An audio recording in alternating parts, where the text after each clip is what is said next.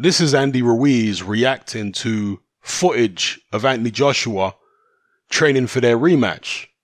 And as you can see, he's put a little robot emoji here. Some people are saying that Andy Ruiz has got the wrong attitude going into this rematch, that he's maybe taking it for granted a little bit. People have been speculating that maybe he's living the good life a little bit too much right now, because he's been posting pictures of, I guess, properties he's bought and cars he's bought since getting that big payday against AJ first time around. And now, you know, he's coming out with these robot emojis and all this kind of business. There's an old saying, which you all know, if it ain't broke, don't fix it. And so some people think that he should have stuck to the humble tactics, if they were tactics, that he adopted in the first fight. Because some people believe that he lulled Anthony Joshua into a full sense of security by playing Mr. Nice Guy and all this kind of business. Whereas now, you know, he's being a little disparaging of Joshua, putting robot emojis up. And he did call him a robot, to be fair, before the first fight. But also coming out saying that AJ's not a good boxer and so on and so forth. He's going to throw more punches in the rematch and what have you. Are these psychological tactics from Ruiz, or is this how he really feels in his heart?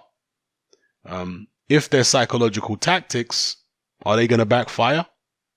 You know, and if this is really what's in his heart, it may backfire too. And in fact, it's more likely to backfire if this is really what's in his heart. If he, you know, truly in his heart believes that this is going to be a relatively easy fight, then, you know, that definitely could backfire. So personally, whatever works, works. If Andy Ruiz is doing what he needs to do in the gym, if he's taking AJ seriously, at the end of the day, AJ is the first guy to ever drop Andy Ruiz. Yeah, Andy Ruiz says he's never been dropped before. So he has to respect a man who had the power to do that to him. You know, if he doesn't respect him, then that's very, very foolish indeed. He says that he expects AJ to move around. That's all he can do.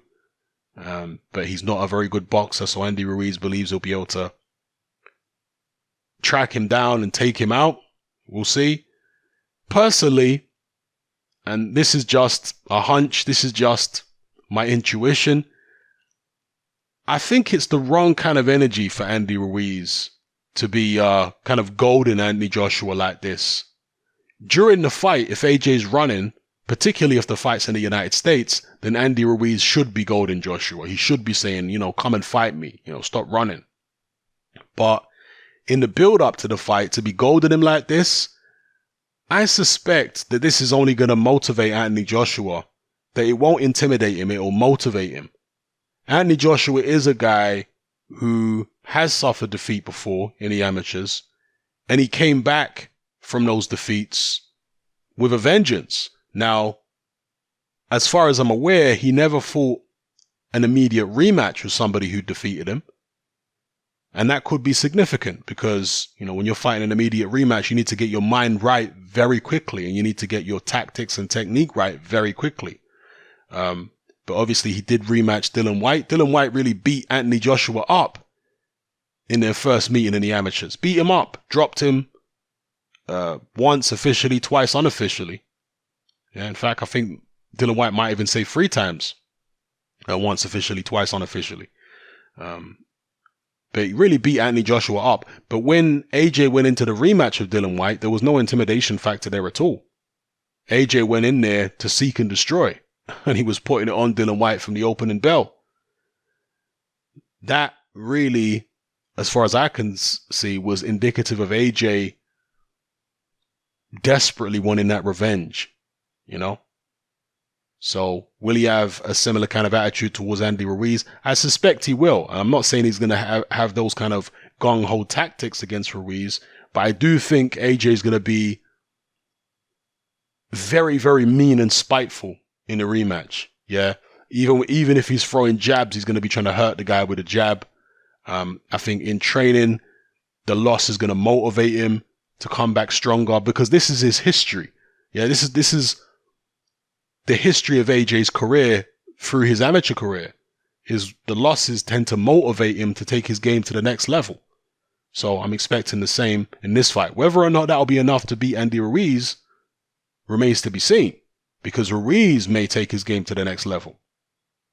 So, but just from a vibes point of view, I don't know, man. I just feel like Andy Ruiz, putting up robot emojis. I know it's only a small little thing, but I don't know.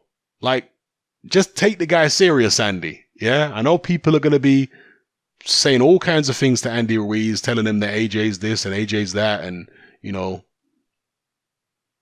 kind of getting Andy to ignore the fact that he was dropped and kind of getting him to believe that AJ didn't really have any success in the fight.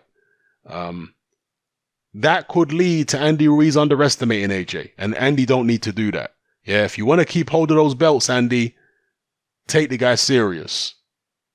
And I know you're going to train and all that kind of business, but is Andy Ruiz more worried about the judges if the fight's in the UK, or is he more worried about Anthony Joshua, the fighter? Because he needs to be most worried about Anthony Joshua, the fighter, not judges, not referees. Yeah? If those PBC guys get in his ear, because PBC is like a cult, if they get in his ear and start filling his head with nonsense, there's a danger that he could come unstuck in the AJ rematch. Yeah? So we'll see what happens. Let me know what you guys think in the comment section below. It's happening, I'm out. Join me on Patreon. I upload a minimum of 2 podcasts every single week, covering a wide variety of controversial topics, as well as live stream Q&A sessions. Take a look on screen right now at some of the podcasts I've produced so far. For just $3 a month, the equivalent of about £2 a month, you get access to all my new podcasts and my entire back catalogue of past podcasts, including my popular Confessions of a Nightclub Bouncer series. You can listen on your computer or on your smartphone or tablet by downloading the Patreon app from the Google Play Store or the App Store for free. The Patreon app also allows you to download each podcast in MP3. For less than the price of a cup of coffee, you get access to dozens of hours of exclusive content.